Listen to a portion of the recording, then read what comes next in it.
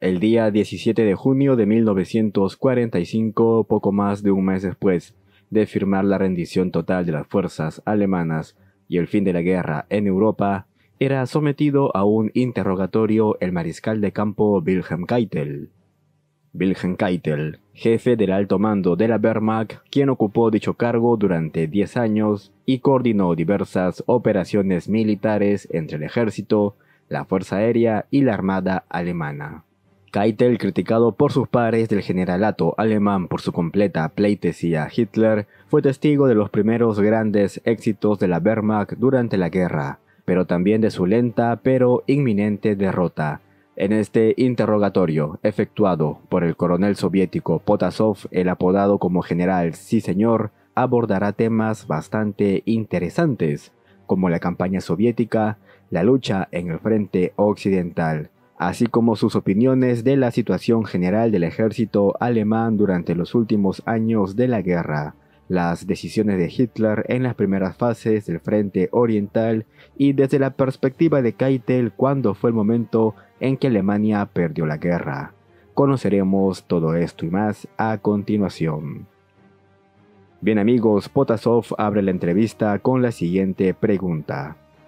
¿Desde cuándo ocupó usted el cargo de jefe del Estado Mayor General de las Fuerzas Armadas Alemanas? Desde 1935 y estuve a cargo del desarrollo, la organización y la conducción de las operaciones de las Fuerzas Armadas del país, el Ejército, la Fuerza Aérea y la Armada. ¿Era usted miembro del partido nazi? Según las reglas del ejército alemán, nosotros los generales no podíamos ser miembros de ningún partido político. Sin embargo, en 1939 Hitler me regaló la insignia dorada del partido. Esto no tendría nada que ver con ningún tipo de afiliación mía al nacionalsocialismo. Sería más bien un regalo simbólico debido a la ocupación de Checoslovaquia. ¿Estaba usted de acuerdo con las políticas del nacionalsocialismo? Es una pregunta bastante complicada. No puedo decir que estaba de acuerdo con todo lo que hacía el partido. Sin embargo, al ayudar en la restauración del ejército alemán, también apoyé el fortalecimiento del partido. ¿Cuándo comenzó Alemania a prepararse para una guerra contra la Unión Soviética? La guerra contra los soviéticos se comenzó a evaluar desde finales de 1940. Esto se hizo una realidad cuando el Estado Mayor comenzó a recibir informes durante los primeros meses de 1941 de enormes concentraciones de divisiones del Ejército Rojo cerca de nuestras zonas fronterizas. Al comienzo vi la guerra contra los rusos como muy poco probable de darse, pero esta opinión mía cambió con la visita de Molotov. Sus exigencias sobre Rumanía, Finlandia y los estados bálticos eran inaceptables. Todo empeoró con Stalin y su política balcánica ofreciendo ayuda militar a Yugoslavia en caso de un ataque. Nuestras conclusiones sugirieron de inmediato la urgencia de neutralizar estas medidas soviéticas, que se llevó a cabo mediante un ataque relámpago contra Yugoslavia. Era evidente que Stalin estaba esperando una guerra prolongada entre Alemania y Occidente, que debilitara a ambos lados para así él comenzar a tomar el control de la política mundial. Pero esto no se dio de esa manera, ya que derrotamos a Francia quizá más antes de lo que Stalin realmente estaba esperando. Así hasta cierto punto toda la guerra en el frente oriental puede considerarse como una guerra preventiva. Cuéntenos en general sobre los planes operativos y estratégicos del alto mando alemán en la guerra contra la Unión Soviética. Bueno, sabíamos que por su tamaño jamás podríamos conquistar Rusia por completo. Para nosotros poder considerar una victoria en la campaña soviética, debíamos alcanzar la línea Leningrado-Moscú, Stalingrado-Cáucaso, lo que dejaría al Ejército Rojo aislado de sus bases más importantes. Debo aclarar que nuestros cálculos no incluían la conquista completa de Rusia. Las acciones contra Rusia, después de la derrota del Ejército Rojo, se planificaron únicamente en forma de creación de una administración militar en estos territorios. El alto mando alemán calculó aplastar rápidamente al Ejército Rojo, ¿y en qué momento? Claro que sí, nadie comienza una campaña militar si no está convencido que puede lograr el éxito. Es difícil indicar las fechas exactas en las cuales teníamos previsto finalizar esta campaña en el frente oriental. Sin embargo, puedo confirmarle que esperábamos terminar las operaciones en el este aproximadamente antes del comienzo del invierno de 1941. Para aquel momento las fuerzas armadas alemanas debían haber destruido al ejército rojo de la Unión Soviética, el cual calculamos en 200 o 250 divisiones para aquel entonces. ¿Qué medidas diplomático-militares se aplicaron para la preparación de la guerra? De todos nuestros aliados, solamente informamos con antelación a Rumanía y Finlandia. Teníamos que hacerlo, pues ambos países participarían activamente del conflicto. Por Rumanía pasarían nuestras tropas y Finlandia buscaría recuperar los territorios perdidos en 1940. Con Italia nuestros acuerdos político-militares no requerían su participación. Por el contrario, en 1941 y 1942 sería Mussolini quien propuso enviar a sus tropas al frente oriental, primero al cuerpo de montaña italiano y luego al octavo ejército.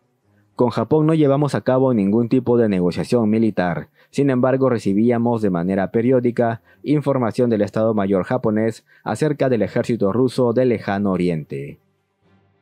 Cuando le quedó claro que Alemania había perdido la guerra como jefe del Estado Mayor.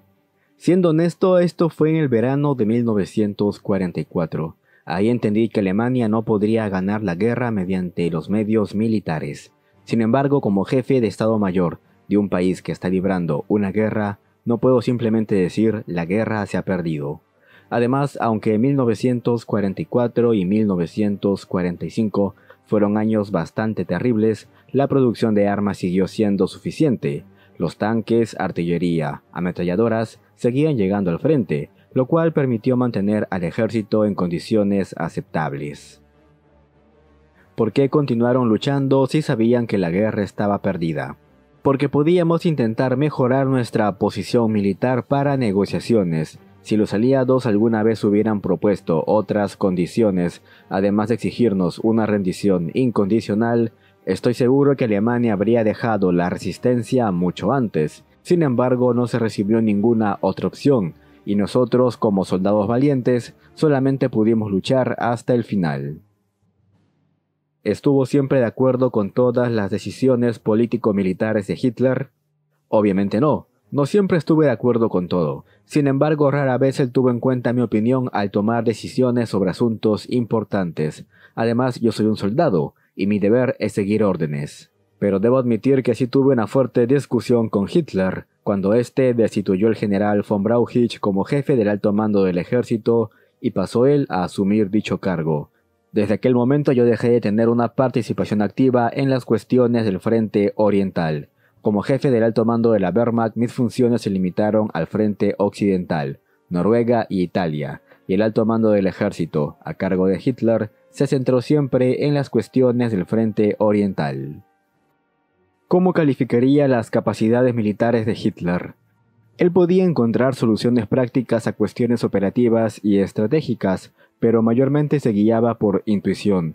Carecía de conocimientos prácticos en la ejecución directa de operaciones militares. La consecuencia inmediata fue que él tomó las decisiones demasiado tarde, ya que nunca pudo estimar correctamente el tiempo que separaba la toma de decisiones de su ejecución.